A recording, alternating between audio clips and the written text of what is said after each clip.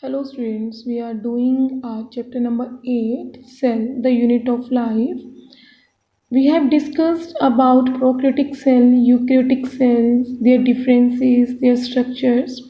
Now one topic of prokaryotic cell we are left with is the types of bacteria on the basis of their cell envelope and results of Gram staining. Students, bacteria are of two types on the basis of differences in their cell envelope and results of Gram staining. They are first is Gram positive and second is Gram negative. Why we call them Gram positive and Gram negative, that I will explain later. Firstly, what is the difference in the cell envelope of the bacteria? Students, we know that we have studied in case of when we discussed the structure of bacteria, that in bacteria there is cell envelope made up of three layers. One is cell membrane, then is cell wall, and then glycocalyx. Okay, so if you see in case of gram positive bacteria, similar structure is there. Cell membrane is present. Then after the cell membrane, there is the cell wall which is made up of peptidoglycan and glycocalyx. I haven't shown here because it was not needed. Okay, and in between the cell membrane and cell wall, there is a space that is known as periplasmic space. Easy topic and easy structure I have drawn here. But you can see in case of gram negative bacteria, again cell membrane is the common thing, periplasmic space is present. Then here is the cell wall which is made up of peptidoglycan.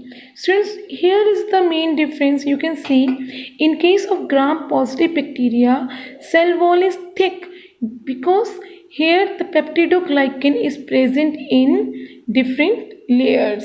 Multi-layered peptidoglycan is present here. But in case of gram negative bacteria, only single layer of peptidoglycan molecule is present in the gram negative bacteria. Means its cell wall is thin.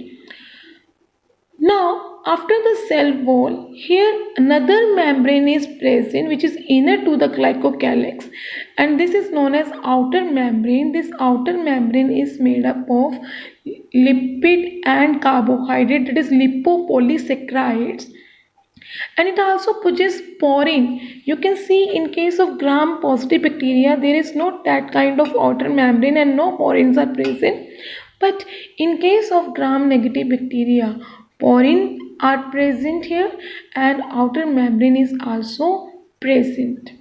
So here you can see the differences. Here cell wall is thick, here cell wall is thin, here peptidoglycan is present in multi-layer, here peptidoglycan is present in unilayer, here outer membrane is not present, here outer membrane is present, here porins are not present, here porins are present.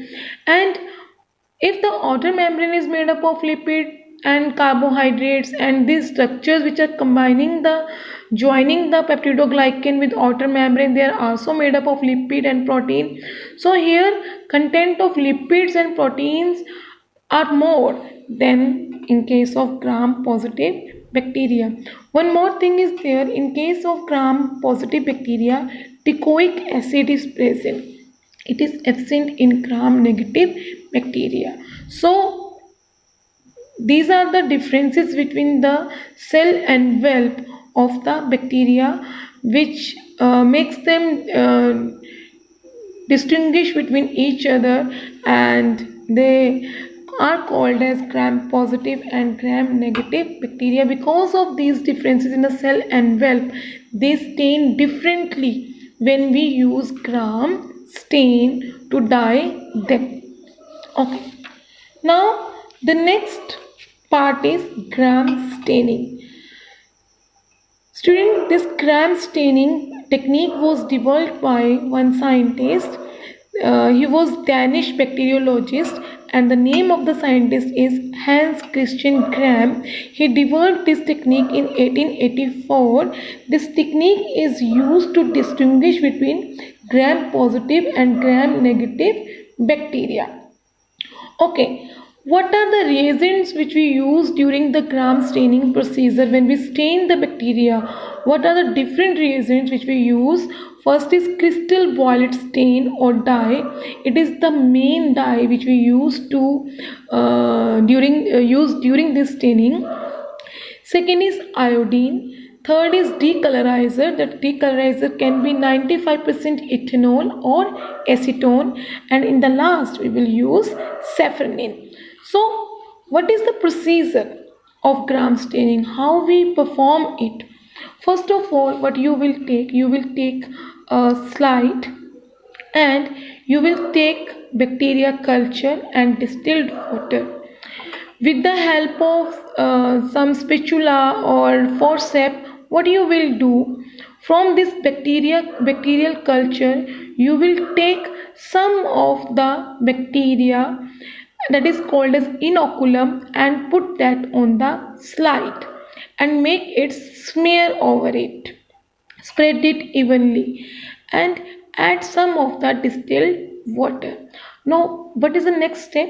In the next step, you will heat the smear so that your cells or bacteria can fix here.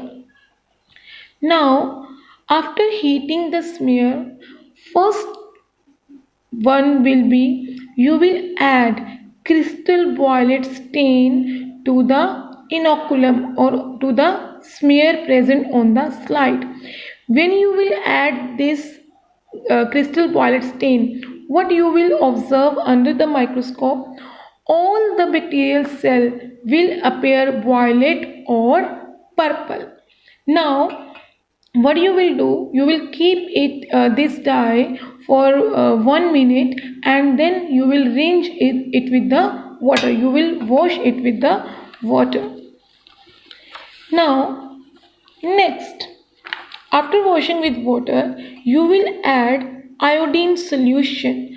After adding the iodine solution, what you will observe, again, all the cells of the bacteria will be of purple color, or you can say of violet color. Now, in the next step, you will add alcohol. Alcohol is the decolorizer, mean it will help to remove the color from the bacterial cell. What you will observe after adding the alcohol, here some of the bacterial cell will appear same as it was present earlier. They will be of purple color only, and some of the bacterial cell will lose the color. They will appear transparent. Now, in the next step, you will add safranin. After adding the safranin, you will keep it for 20 to 30 seconds, and what you will observe, I have shown here pink color, but you people are not able to see it clearly. Now, what you will see, after adding safranin, some of the bacteria will be of purple color or violet color, and the bacteria which were appear transparent in the alcohol step, now they will gain the pink or the red color. So those bacterial cell which will appear red or pink, they will be gram negative, and the bacterial cell which retain the crystal violet color and they have the purple color at the end of the staining as well, they will be known as the gram positive bacteria. So at the end, gram positive bacteria retain purple color of the gram stain, and gram negative bacteria do not retain purple color and appear red or pink after staining. So these bacteria will be gram negative, and the bacteria which retain purple color, they will be gram positive bacteria. Students, draw these diagrams in your notebook from the explanation of the video, and the differences between gram positive and gram negative bacteria that I am sending today with along with your video.